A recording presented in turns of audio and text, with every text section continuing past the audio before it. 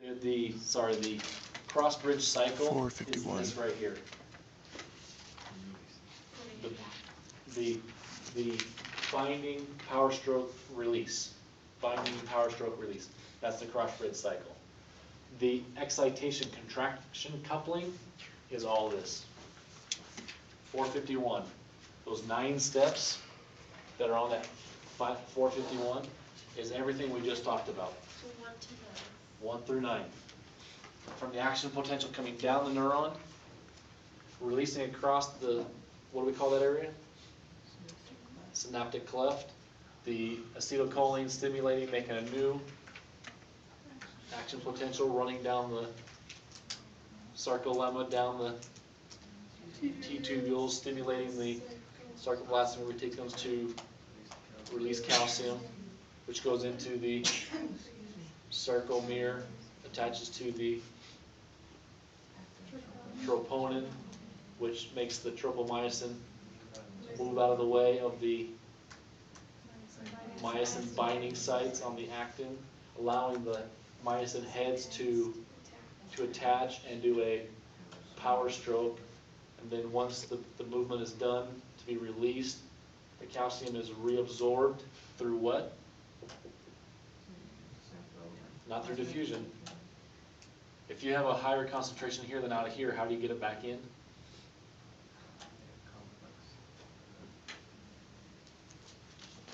Do you need to use ATP? We call it active transport. Exactly. So we have to actively transport calcium back into here. Once it's all back into here, what happens to this? The troponin and tropomyosin roll back over the binding sites, and we're relaxed. All ready for a new signal to come down, release the calcium, and have this all start over again. The top, yeah. No, keep going. I was just wondering if the majority of the questions on the test were going to be like the picture, or if it's going to ask like. You'll get both. Both of them? You'll get both, just a written question and questions on here, on the pictures. There's probably equal amount of both. It's just a matter of, because it's a crapshoot on which questions you get. If you'll have, you might have a lot more pictures than you'll have, but you're going to have the same information that you'll have to answer. What's acetylcholinesterase? Good question. What is acetylcholinesterase? What's an ACE? An enzyme. What do enzymes do? Break down, speed things up. So if it's an acetylcholinesterase, what is it doing? Breaking down acetylcholine. Okay, why do you want to break down acetylcholine? If you have acetylcholine floating in here, what's going to happen to the muscle? Or what's going to happen to these receptors? They always stay open. They'll always stay open. You're always going to be creating action potentials, so the muscle's going to stay what? Contracted. Okay, so you need an esterase to come in here and break down all this acetylcholine. Now the muscle won't fire an AP, or an action potential, and you're in relaxation. Does that make sense? It breaks it down into acetyl group and a choline group, which can be reabsorbed by the neuron synaptic bulb, or the neuron terminal bulb. We'll learn those names next semester, I think. But this neuron reabsorbs them, puts them back together, puts them in this vesicle, and then they're ready for the next one. You ever heard of brain fart or synaptic fatigue? Not synaptic. Yeah. Brain fart is a synaptic fatigue. What happens is you can't think, you get done on a test, and you're just like, I can't remember my name. All that acetylcholine being absorbed back. All that acetylcholine is used up. You have to wait for it to be reabsorbed, reassembled, and then allowed to be used again. That's a good excuse for, wait a minute, I'm waiting for There you go. Hold on a second, I gotta wait for that question to get to me. I know the answer, I just need to let my synaptic fatigue go away. Okay, I got my acetylcholine back. The answer is this. Okay. A lot of people come out of you have stress from questions, from class, from work. They say mental stress is a lot more tiring than physical stress.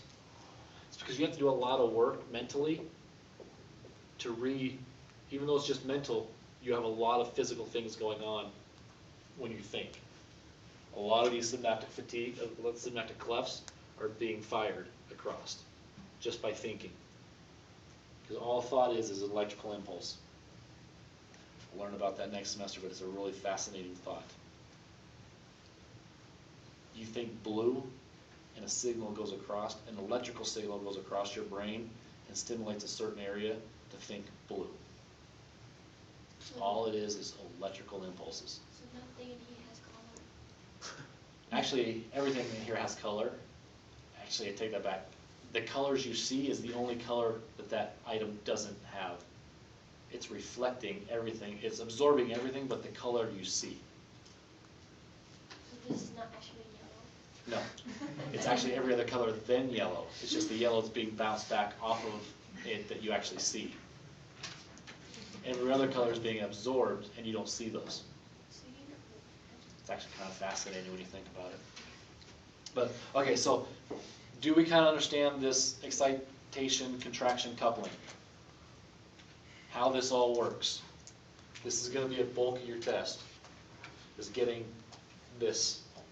We need to know them step by step. Yeah, you need to know it step by step. Remember back Did you when... write that down in here? The rest of the week? Or did you not? Do you remember when we did the proteins and you had to know the step-by-step production of proteins? Yeah, but that was easy. The ribosome comes onto both sides of the mRNA, the tRNA comes in to the A site, moves over to the T site. That's all this is. We're just learning steps. That was easy. Yeah, but your steps are easier than these steps. Write it down. Do it to yourself. Write out an explanation for you so you understand. The reason I understand and I can explain is because I've done it a couple times. Not only to you guys as students, as an SI instructor or a lab instructor, but when I was studying it, to my roommate who was like,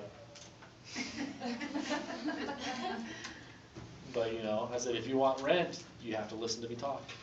You know. But no, find someone, explain it to them, walk it through them, write it down in a list, and then give that list to them and say, okay, quiz me on how it goes. I'll tell you it, and then you say next when I get it right. And then when I get the next step right, you tell me to go next, and you just keep going until you get every step in order. It's not really that difficult, trust me. You think the ribosome, the protein production is easy now? Wait a couple months until you get about 3 or 4 modules into 1111, and you'll think this is easy. It will be, trust me. I'm trying not to say a whole bunch of other things that I could be saying on this. I'm trying to keep it tip of the iceberg for you guys. But there's so much more we're going to learn. I told you that when you guys were in Module 1, you said, oh, this is so difficult. I said, wait till you get to Module 10. You'll pray to go back to Module 1. How do you feel about Module 1 now? You're praying to go back to Module 1. Let me ask questions on Module 1. That's easy. Next semester, you're going to say the same thing about 1110. Oh, let me go back to 1110. That was so easy. Okay? It's not hard. It's really not. Just kind of... So you have to know, like, the exact stuff, like, word for word? No, just recognize it. Like how you explain. Yeah, like I explained it. Be able to recognize it. So if I say, what happens to tropomyosin after troponin is stimulated with calcium? It rolls off. Okay, the actual terminology is, that's relaxation. I gotta go back one. Calcium binds to the thin filaments, exposing the active site. Can you recognize that of what you said? Okay, you said tropomyosin rolls off the actin. This one says calcium binds to the thin filament, exposing the active sites. Would you be able to recognize the two as the same thing? Okay. We say, what happens once they're open? The heads connect to the myosin binding site, right? This one says myosin heads react to actin site, creating a cross bridge. So they connect. Okay, that's the terminology. This is your own words. just be able to recognize what they're saying with what you know is going on. So in step 3, when it says that acetylcholinesterase destroys the acetylcholine, it's on 451. One of the muscle action potential does not arise unless more acetylcholine is released from the motor neuron. So it's like, Yeah, so like I said, you had all this flooded, right. but you don't want to keep it flooded. So it comes in. So it comes in and takes it out, breaks it down, Right. so that we don't have any more action potential. All the parts are reabsorbed into the neuron,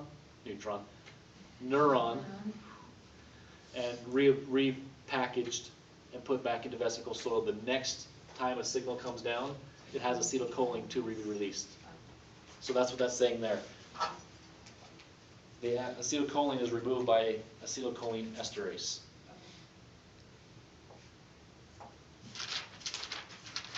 This picture, ignore it.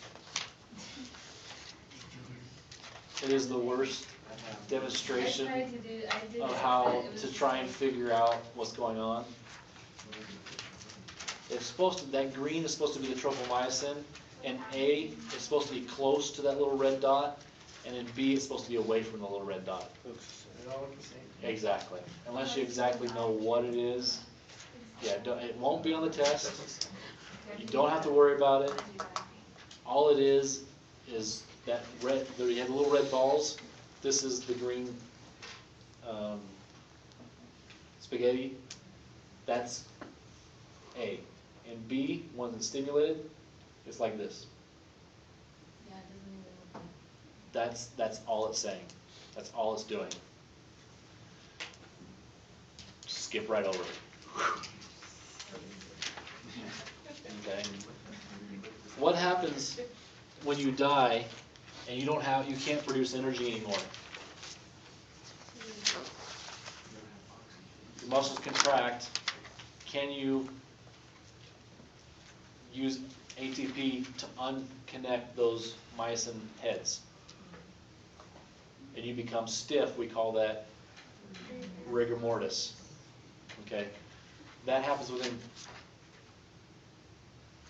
24 hours after death. You don't need to know that. I'm just telling you. Within 24 to 48 hours, rigor mortis goes away. Why?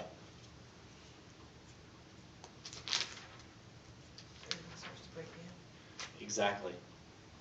Proteins start breaking down. We have to have proteins in place for them to break down. You have your actin and your myosin, but there are a couple extra ones that are really important to know. If you go to 452, there are 2 of them listed there that you need to know. One connects the myosin to the Z line. Which one's that? Titin. Okay. Think of this one as a spring. If the Z discs come together and this myosin doesn't move, what's going to happen to these springs on either side? They're going to be compressed, right? Okay. What happens when you let go of a compressed spring? It uncompresses, right?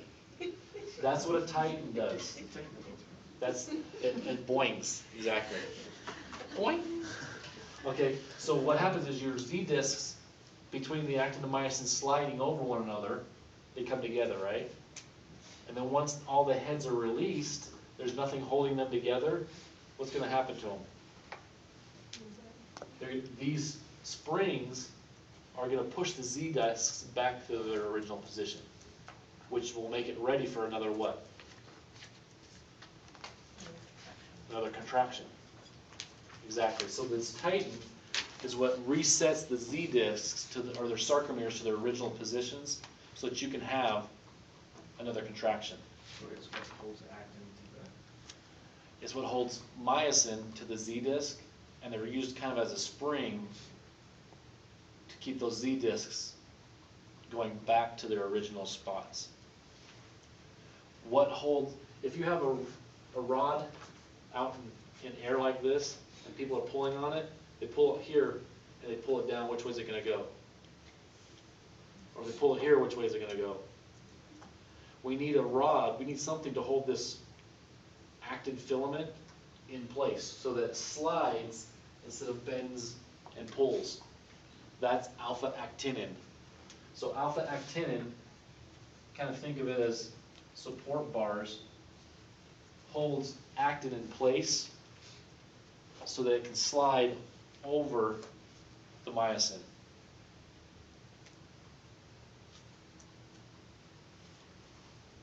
There's one more that I don't think you need to know, but it's called dystrophin, D-Y-S-T-R-O-P-I-N,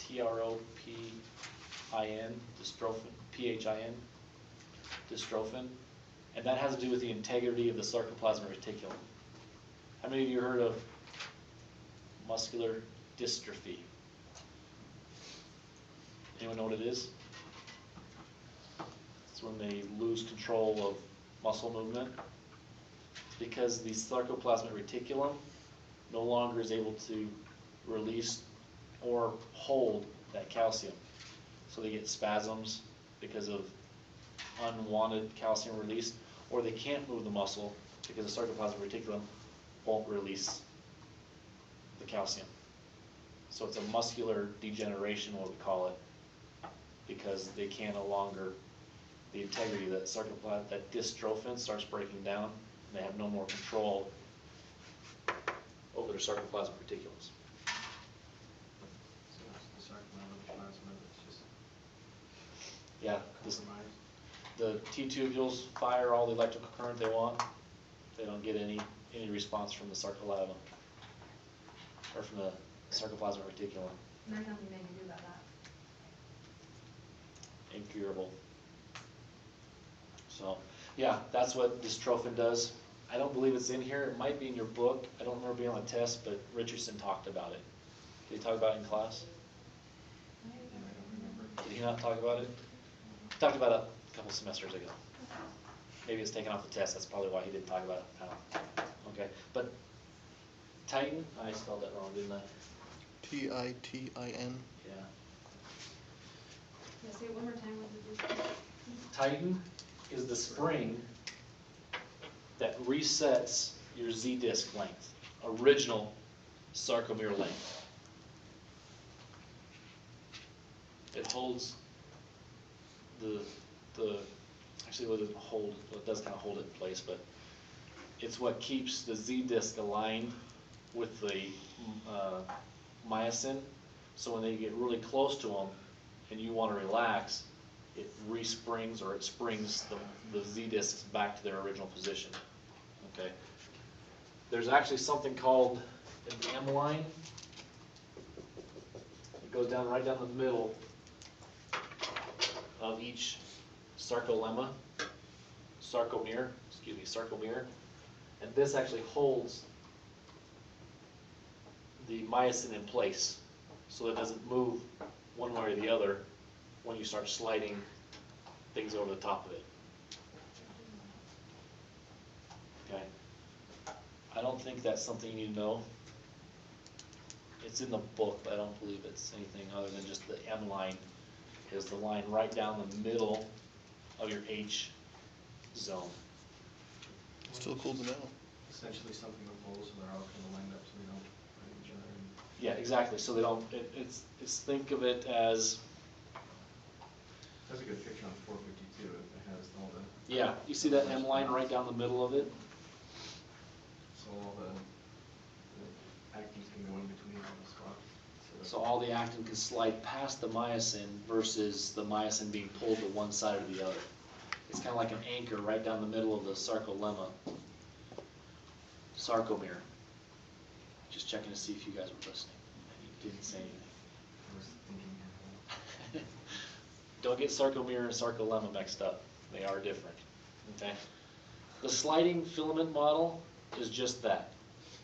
You have myosin, actin slides over the top of it, slides back. Slides over the top, slides back. 452. That's all it is. Okay, that's the sliding filament model. As myosin heads flex, they move the actin filaments. The Z-discs shorten, come together, brought together. That's what the theory is. Not too hard.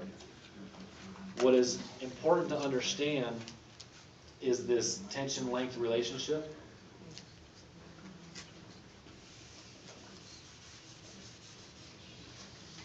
the optimal muscle sarcolemma positioning to create the most amount of force? Half contraction. Partially contracted. Why?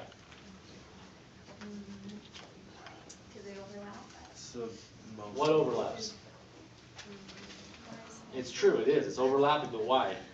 What overlaps? Actin and myosin. So you've got your actin, and you've got the most amount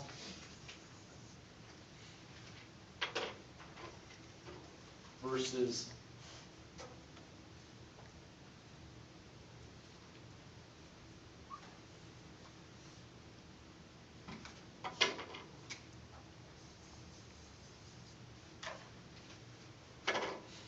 versus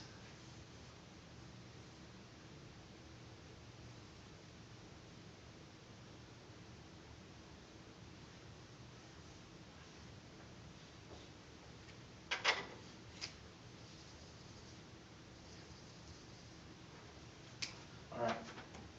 This one is your over contracted. Do they have any farther that they can move? If any. Okay, can you get any force out of this much movement? A little bit, but not a whole lot. Here, why doesn't, you have a lot of room, why isn't this optimal? Still a lot of force to go. Because you only have this many heads overlapping each other. So you can't produce a lot of force with only this much of the myosin being activated. Whereas here, you have almost a full force and you have room to come together. That's why a partially contracted muscle can give you the most amount of force. Because it has more myosin heads that can contract and pull that together. Does that make sense? That's all this chart is saying. The optimal amount is a partially contracted because it has the most amount of myosin heads interacting with the actin binding sites. Is this 455? 453. So they're going to ask you which one is an optimal muscle force. Which one? Which one is the most optimal position to create the most amount of force? A partially contracted muscle. Why? It's efficient for actin myosin. You have more heads able to interact with the actin to give you more force. And you still have enough room to actually still contract. Where this one, you have to get it close, and then you can use the force. Whereas here, there's not a whole lot of room, you've got a lot of, use the force. Get the force, how's that? Use the force, my son.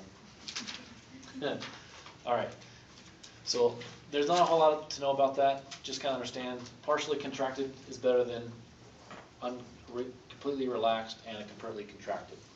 Are we gonna know why, like you just said, like with actin and how it works?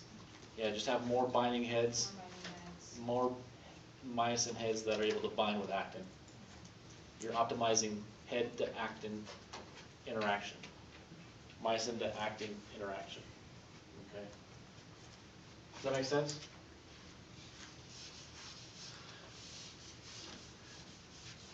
Can you use your thigh to draw a Rembrandt picture?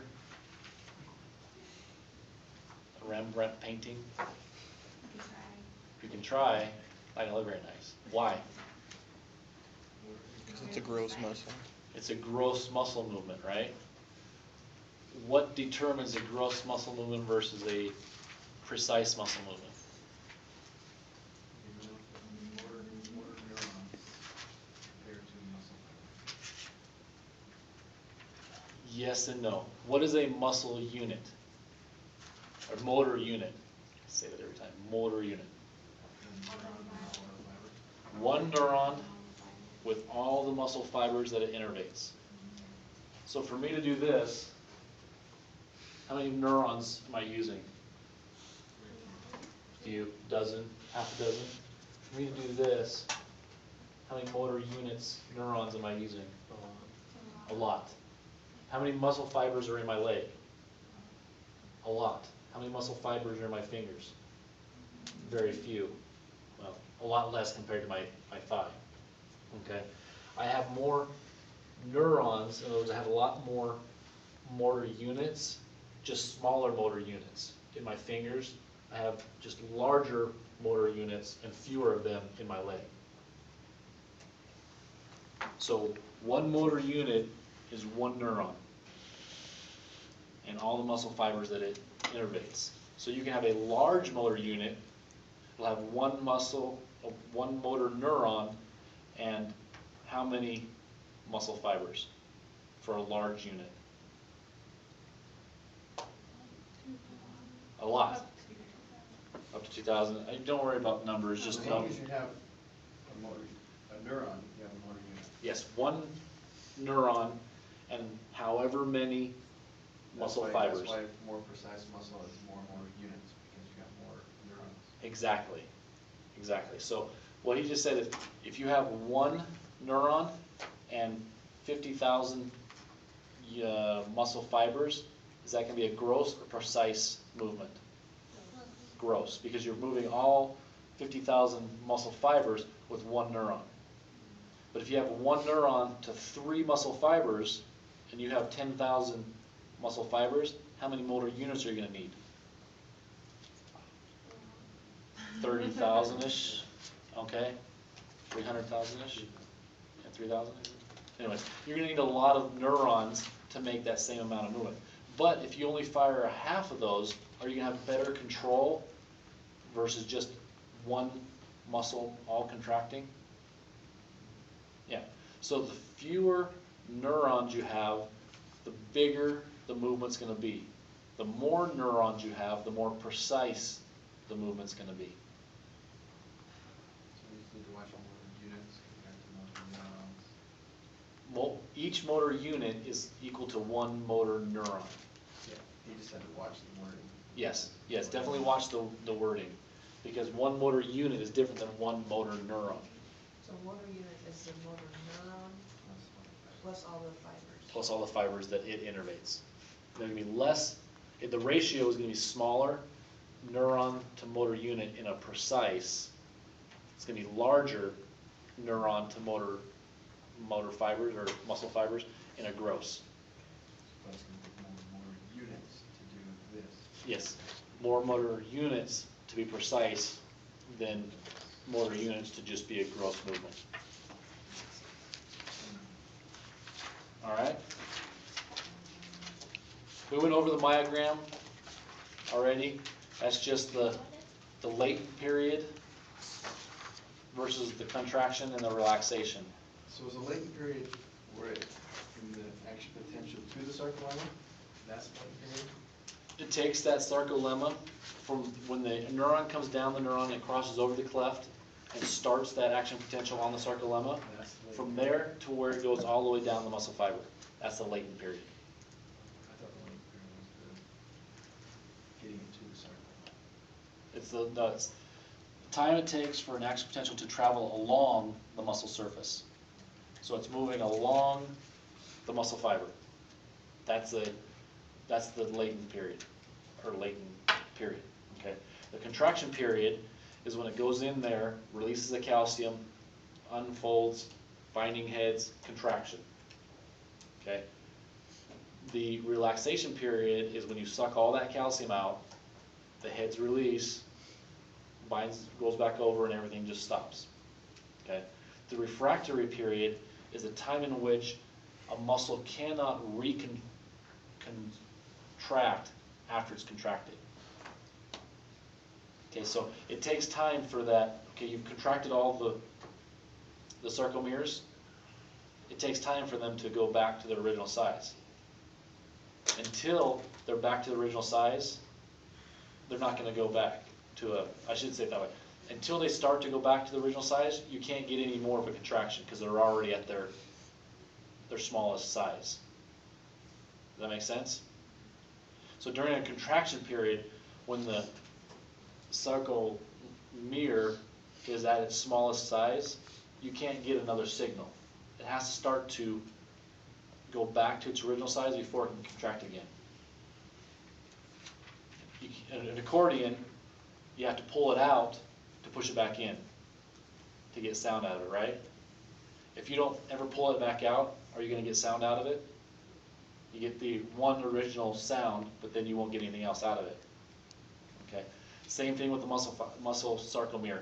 You have to let it come out before you can recontract it, and that's called the refractory period. Is it going back to its original shape?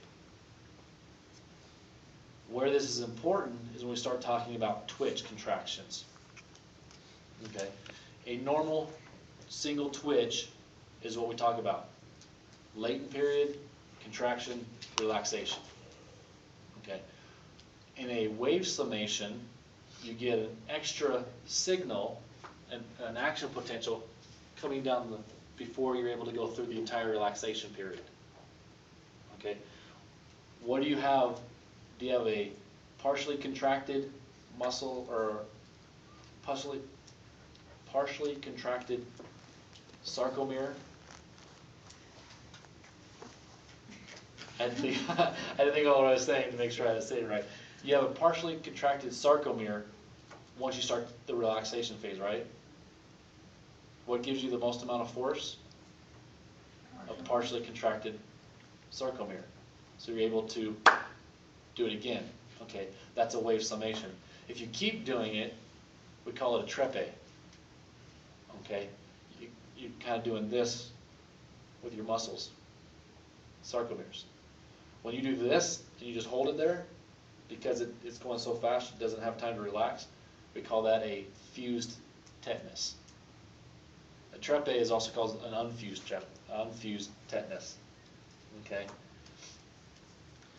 A fused tetanus goes 80 to 100 times a second.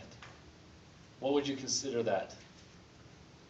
A fused trepe. What would be an example of a fused tetanus?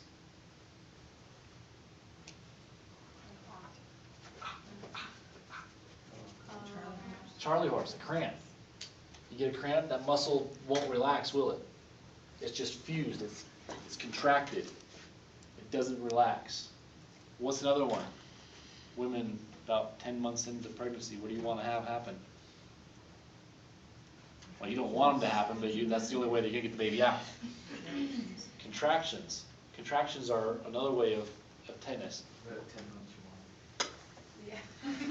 want. Okay, they're pushing, trying to get that baby out, so the muscle stays contracted for an extended long period of time to push on that baby to get it out. Okay, these are types of fused tetanus. Be able to recognize that picture and be able to label them as wave summation, single, twitch, unfused, fused, and a trepe. Okay. Your isotonic, isometric contractions. Iso means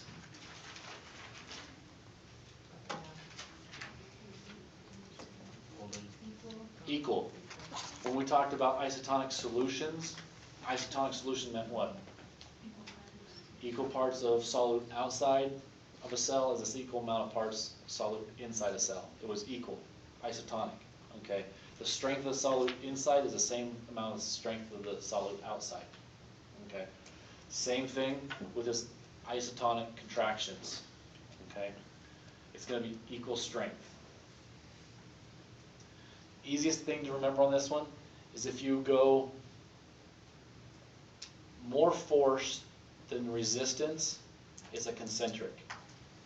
You lifting something up. You moving something. Okay. That's a concentric. You're overcoming resistance. If you hold a little heavier eraser than this, but a very heavy brick out for a long time, what's going to end up happening to your arm? It's going to drop. Resistance is going to overcome, and you're going to move down. That's a eccentric movement. Concentric is going overpowering resistance. When resistance overpowers you, it's eccentric. If I just hold this out here, does it take force to hold this out here?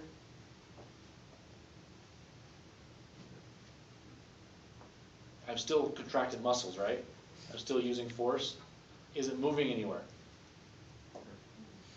So isometric equal movement, there is no net movement up or down. That is isometric contraction. What you really have to do, it's going to say A, B, or C. Which is A, which is B, which is C. Which one's concentric, which one's eccentric, which one is isometric. It's really not difficult. Which one goes against? That's the word I'm looking for. I think that like concentric is you're getting consent, so you're like in a thumbs up. Resistance. Goes against resistance. Wow, that was hard. Which one goes with resistance? Eccentric. Which one has no net movement? Isometric. Made that a lot harder than it needed to be. My apologies. All right. Sources of muscle energy. Your muscle energy, what is different about the muscle than most every other places?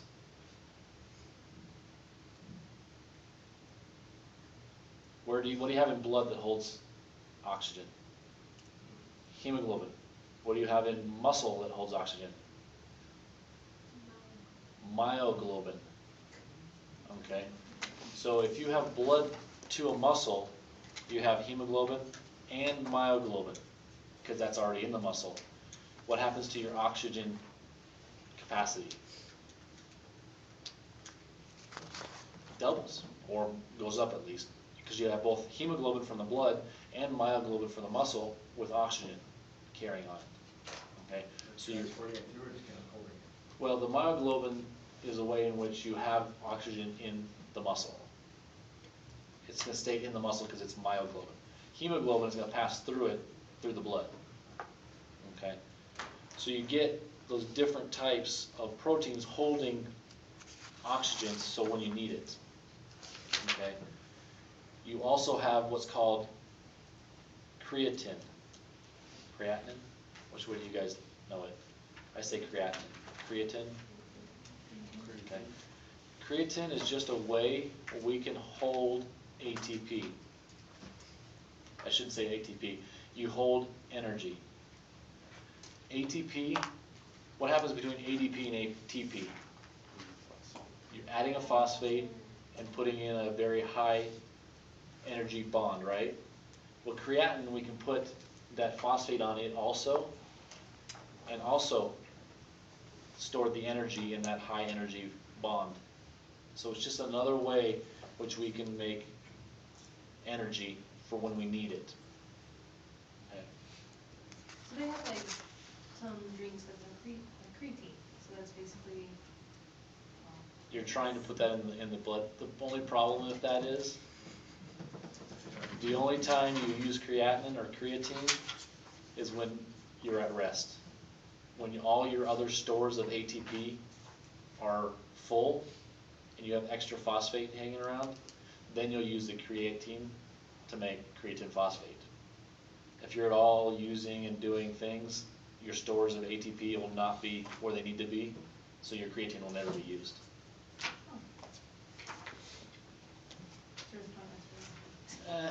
Depends on how you use it. I'm not going to say it's useless, because obviously if there's people out there using it, there's got to be a reason other than just sucking your money away from you. It's not a way to restore energy capacity at all. Well, your energy has to be stored, has to be completely full before it'll start using creatinine. So your ATP has to be complete. All your ADPs have to be completely back to ATPs before it'll start using creatinine or creatine. And that's pretty. And that one I can use. It's only when you're resting.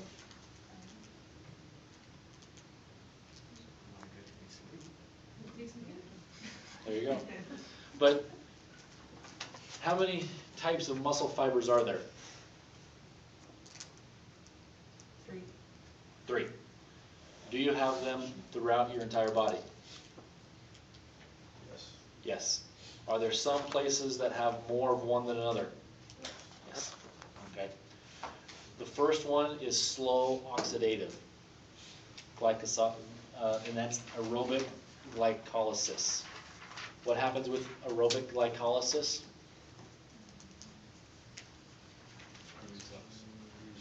Uses oxygen to break down glucose to put it into the Krebs cycle to get 36 to 38 ATP. Do you get a lot of energy out of that? Yes. For every glucose molecule, you get 36 to 38 ATP. Can you do a lot of things with a lot of ATP? Yes. These are your postural, or your back muscles, your thighs, things that help keep you upright when needed be. Okay. During the day, a teacher stands all day long. Or does he have contracted muscles all over his body, helping him not fall over, helping him walk around, keeping his arms, in a certain position? Muscles are always contracted at some point or another in your body. You need this dark meat with a lot of blood supply, with his aerobic, because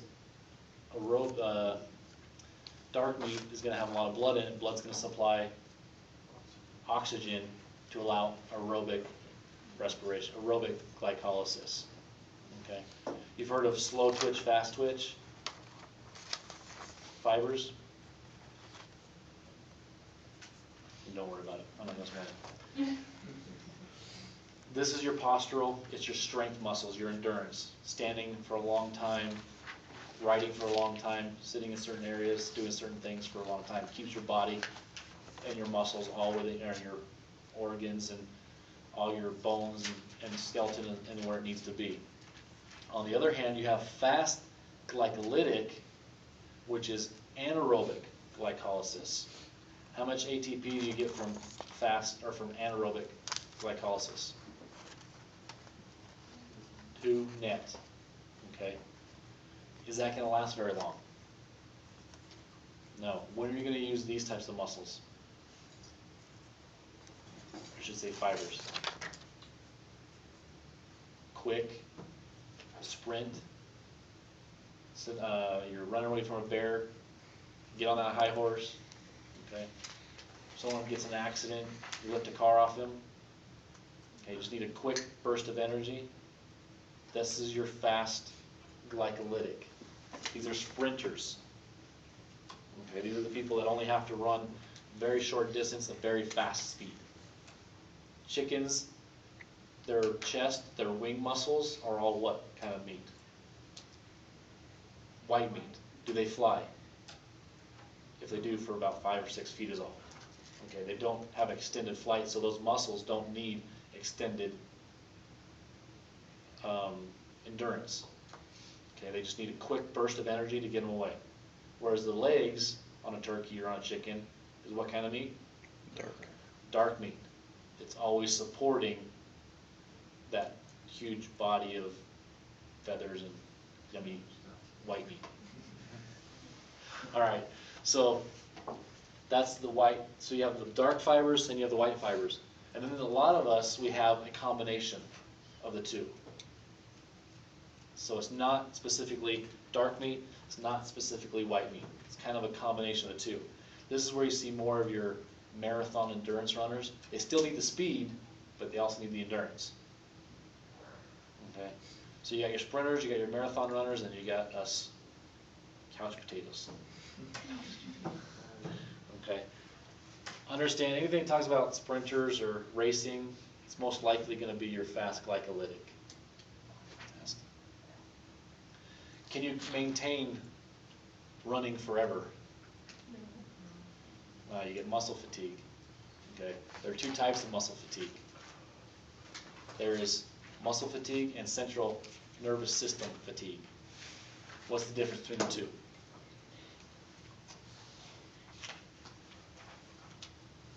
What happens if your central nervous system stops sending messages to the muscle? No more action potential, no more muscle movement. You've seen these marathon runners that run along, they get so tired, and all of a sudden they just go, fall flat on their face. People have to come pick them up and take them off. That's the central nervous system. That's the central fatigue.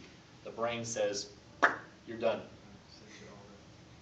All the muscles stop running, stop working, and they just go kaboom. Then you see these other ones that are muscle fatigue, that they start crawling, they like start doing this, and they start going down to the knees, and they start crawling, and they're like pulling themselves across the finish line. Okay, the muscles are wanting to shut down, they're quitting, but they still have the messages coming from the brain to keep more working. Okay, that's muscle fatigue. Okay, the two of them are defense mechanism. How much ATP do you need for glycolysis? You have to put 2 in to get 2 out, right? It's called the investment stage. So you put 2 in, makes 4, you get 2 net. Okay. If you run out of ATP completely, can you break down glucose? If you cannot break down glucose, can you make more ATP? If you run it completely out of ATP, what's going to happen to your body? Completely shut down. So your body, who's ever stocked a store? You have limits. As soon as it gets down to that limit, you have 4 on the shelf, you reorder more. This is your body getting to that set limit and saying, okay, we're not selling anymore. We have to do more. We have to either shut down or we have to start making more ATP. We have to stop the activity we're doing and start replenishing our nutrients, replenishing our ATP, replenishing the oxygen so that we can make more ATP. So this is a defense mechanism to help you from dying. So you just have to lay there, like, have people help you up and get rehydrated. They put, IVs in you, they throw juices down your throat, they give you bananas and different things like that to try and rehydrate, re-nutrient you. That's what you have to do, and rest, because it takes time for those things to happen. So, the thing you need to know about metabolism in the cardiac muscle, everything is higher. More mitochondria, more myoglobin, more creatinine, and more blood supply. Okay? Your heart cannot run anaerobically.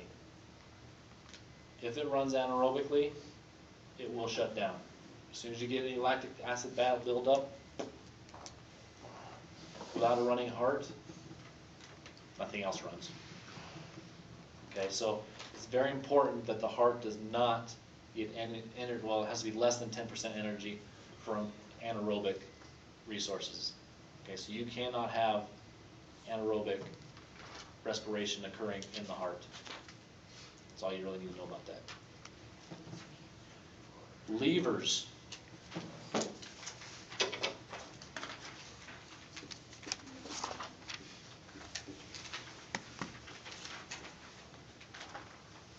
An easy way to remember it, your primary always has your fulcrum in the middle. Your secondaries also always have the load in the middle, and your tertiaries always have the effort in the middle. Okay, so the fulcrum on a pair of scissors is where? Where that little bolt is that holds the two sides of the scissor together. Okay, where's the effort? The handles and the load or resistance, whatever you're cutting. Okay, so one end is effort, you have fulcrum in the middle, and you have your load or your resistance on the other side. That would be a primary. Your fulcrum's in the middle. Your lever is a wheelbarrow, or your secondary, I should say. Your secondary is a wheelbarrow, also standing on your toes. The fulcrum is your toes. You go up and down on your toes. Okay. The load is the body weight, and the effort is the muscle behind. Okay. So like and this is the only one. Standing on your toes is the only secondary lever we have in the body. Okay. The most abundant in the body is your third degree or your third class, and it has the effort in the middle. If you look at that arm, it looks like the fulcrum is in the middle, right? It's between the load and your elbow is between your load and the muscle. But it's not the muscle itself, it's where the muscle attaches. And this bicep attaches here on this side of your elbow. So the elbow is still the fulcrum,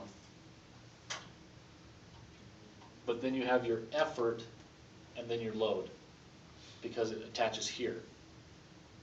So this is the most common in the body, is a third class lever.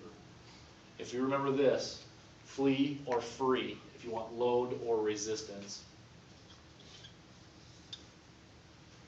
If these are in the middle, you have a first, second, or third class lever.